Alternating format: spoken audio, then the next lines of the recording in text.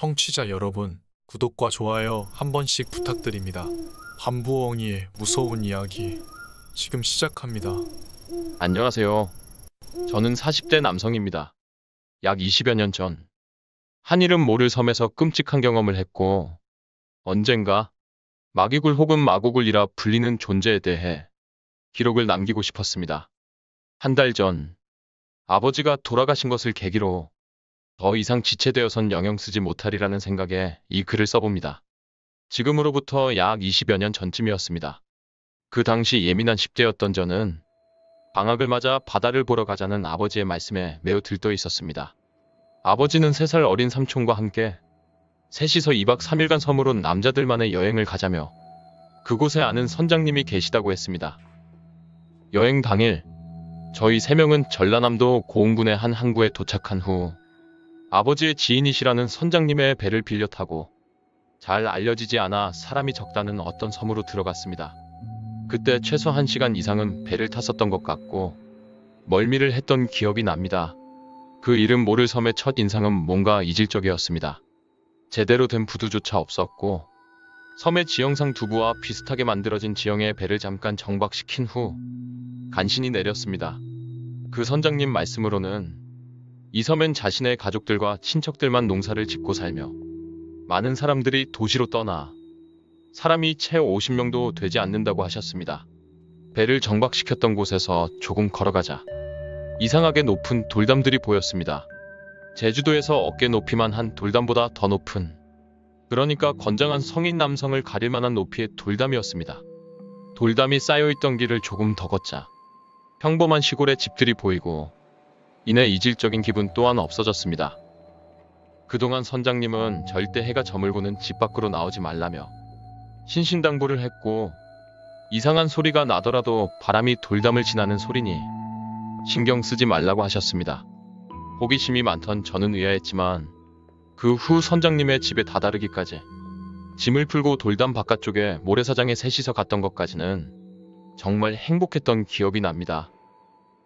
모래사장에는 저와 아버지, 삼촌, 우리 셋 이외에도 다른 집 친척이라며 휴가를 온 남자 둘이 있었습니다.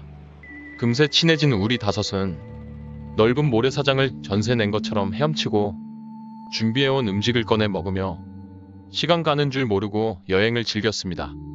그렇게 날이 저물어가자 술을 드시지 않으셨던 아버지는 나머지 넷을 모으고는 이제 각자 숙소로 돌아가자, 밤이 되면 춥다 라고 말씀하셨고 바다는 거센 바람과 동시에 우리가 처음 자리 잡았던 위치까지 파도가 치기 시작했습니다.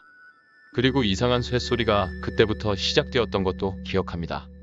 생각보다 빨리 어두워지자 부랴부랴 짐을 챙기던 저는 원래 저희 일행이 아니었던 2명의 남자들이 자기들은 조금 더 있다가 가겠다며 아버지와 신랑이 하는 모습을 보았습니다.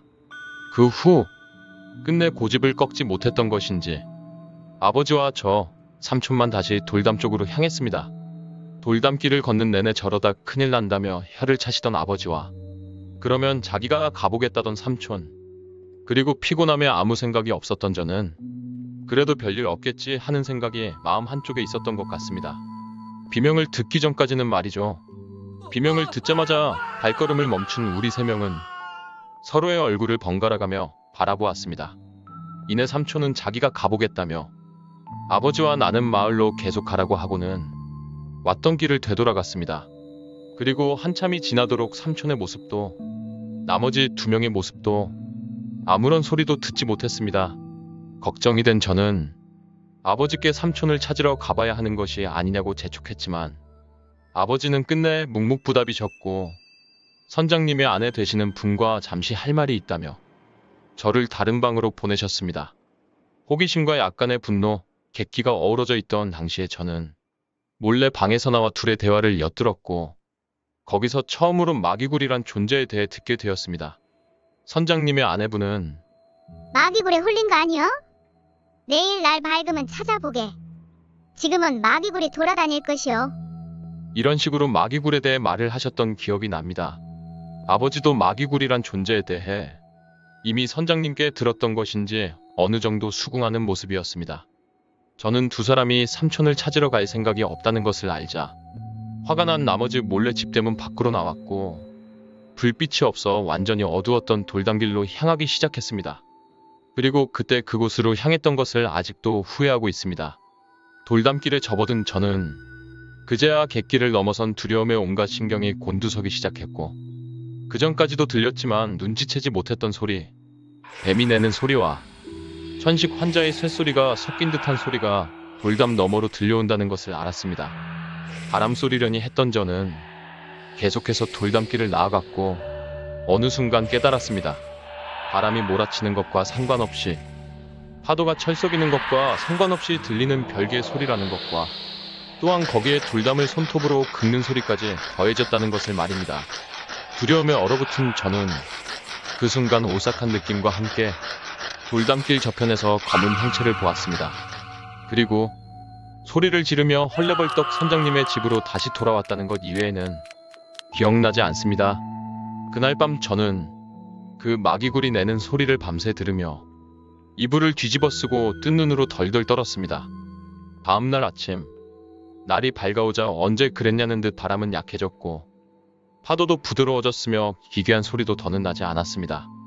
아버지와 저, 그리고 선장님의 아내분, 셋이서 모래사장에 도착했을 땐 그곳에는 아무것도 남아있지 않았습니다. 삼촌이나 나머지 두 사람의 발자국조차도 말이죠. 선장님의 아내분은 한숨을 내쉬며 마귀굴이 잡아갔다는 말을 하셨습니다. 선장님의 아내분 말씀에 의하면 이 섬에는 옛날부터 마귀굴 혹은 마구굴이라는 존재에 대한 이야기가 전해 내려온다고 하셨습니다. 그것들은 사람을 해치는 존재로 사람과 비슷한 형태의 어두운 바다에서 올라오며 돌담 너머를 배회한다는 것과 돌담이 비정상적으로 높고 마을 전체에 둘러져 있는 것도 다 마귀굴 때문이라는 것이었습니다. 그렇게 한참을 모래사장을 뒤졌던 저와 아버지는 다시 선장님의 집으로 돌아갔고 선장님이 오시기까지 남은 날들을 집안에서 보내야만 했습니다. 선장님이 다시 섬에 오시고 삼촌과 그 두 명에 대해 말하자 일단은 고흥군으로 다시 돌아가 실종 신고를 하자고 하셨습니다. 그리고는 여러 일이 순식간에 흘러갔습니다. 삼촌의 실종 신고 이후 경찰과 같이 그 선장님을 찾으러 갔을 때는 선장님이 배를 그만 타신다는 것을 알게 되었고 그 섬의 이름도 위치도 모르던 저희는 그 섬을 찾지 못하게 되었습니다. 주변에 알려진 섬들을 몇 군데 방문해 보았으나 높은 돌담이 보이는 곳은 한 곳도 없었고 더 알아낸 것이 있으면 연락을 주겠다는 경찰의 말을 끝으로 저와 아버지는 집으로 돌아오게 되었습니다. 결국 삼촌은 실종 신고 이후 사망 처리되었습니다. 여기까지가 제 끔찍한 경험의 전부입니다. 20여 년이 지난 지금 아버지의 유품에서 삼촌과 찍은 사진을 못 찾았더라면 이 글을 쓰지 않았을지도 모릅니다. 그동안 나름의 조사를 해왔으나 아무것도 알아내지 못했습니다. 가끔 그 기괴한 소리와 돌담길을 헤매는 악몽을 꾸기도 합니다. 저는 그날 무엇을 보고 느꼈던 걸까요? 제가 10대였을 당시에 이미 나이 지긋하신 노인분들이 사시던 그 섬은 어떻게 되었을까요? 이제 세상에서 마귀굴을 아는 사람이 저밖에 없을 것 같아 더 두렵습니다. 마지막으로 그 경험을 한 다음날 주웠던 것들을 사진 첨부합니다. 전부 다음날 돌담길에서 주웠던 것들이며 손톱은 악취가 심해 씻어서 보관했습니다. 더 길었던 손톱도 있었지만 이사를 하게 되면서 다른 상자 하나를 분실하는 바람에 남은 것은 저것뿐입니다. 아직도 저 많은 손톱들이 왜 돌담길에 떨어져 있었는지는 모르겠습니다. 이번 이야기 재밌게 들으셨나요? 구독과 좋아요 눌러주시면 앞으로도 더 흥미로운 이야기를 준비하겠습니다.